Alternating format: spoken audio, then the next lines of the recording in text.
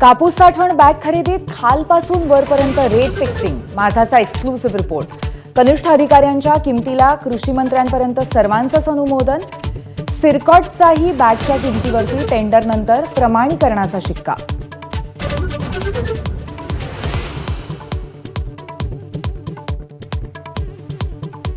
सोमनाथ सूर्यवंशीच्या न्यायासाठी long march स्थगित करण्याचा निर्णय मान्य नसल्याचा कुटुंबियांचा आक्रोश। जबाबदार अधिकाऱ्यांचं निलंबन नाही तर सदोष मनुष्यवधाचा गुन्हा दाखल करण्यावरती कुटुंबीय आग्रही।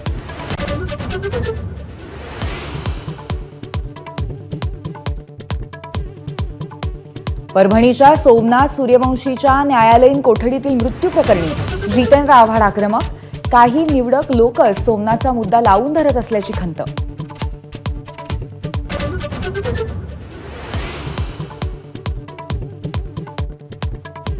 पंतप्रधान मोदी आजपासून फ्रान्सच्या 3 दिवसांच्या दौऱ्यावर।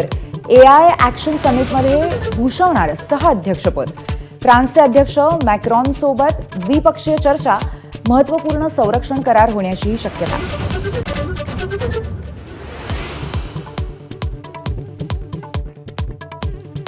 पंतप्रधान मोदी आज विद्यार्थ्यांसोबत करणार परीक्षा पे चर्चा। बोर्डाचे परीक्षार्थी, त्यांचे पालक आणि शिक्षकांसोबत पंतप्रधानांचा थेट संवाद। 5 कोटींपेक्षा जास्त विद्यार्थ्यांची नोंदणी।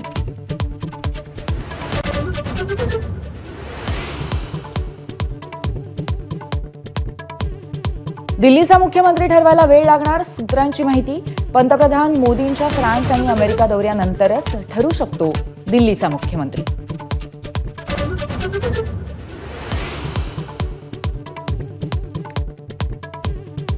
मणिपूरचे मुख्यमंत्री एन बिरेन सिंग यांचा राजीनामा मंजूर। राज्यपालांकडून विधानसभा अधिवेशन स्थगित।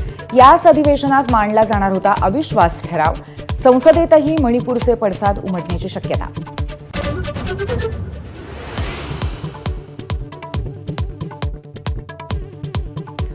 राष्ट्रपती द्रौपदी मुर्मू यांचा आज प्रयागराज कुंभमेळ्यामध्ये पवित्र स्नान। संगमातील पवित्र स्नानानंतर अक्षयवट आणि हनुमान मंदिरातही दर्शन घेणार।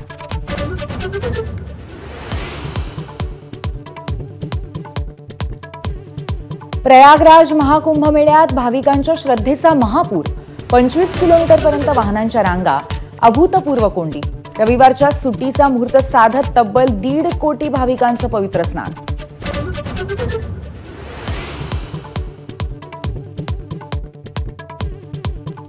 कोस्टल रोडवरती शनिवारी झालेल्या भीषण अपघातात नाशिकच्या तरुणीचा मृत्यू। भरधाव वेगातल्या स्विफ्ट कारवरच्या ड्रायव्हरचं नियंत्रण सुटल्यामुळे दुर्दैवी अपघात।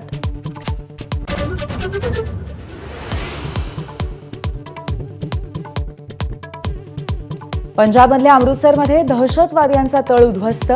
3 अतिरेक्यांना मुसक्या तर पोलिसांसोबतच्या चकमकीमध्ये 2 जखमी।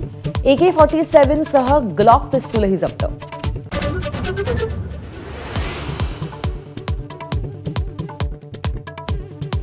आदिवासी बांधवांचं श्रद्धास्थान असलेल्या गोंदियातल्या कचारगड यात्रेला आजपासून सुरुवात। 14 फेब्रुवारीपर्यंत भरणार यात्रा। देशभरातून जमणार आदिवासी।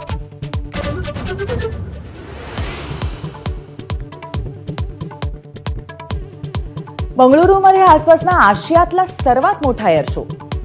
14 फेब्रुवारीपर्यंत चालणार एरो इंडिया। देशविदेशातील अत्याधुनिक विमानांचं प्रदर्शन। संरक्षण मंत्री राजनाथ सिंग करणार इंडिया पॅव्हिलियनचं उद्घाटन।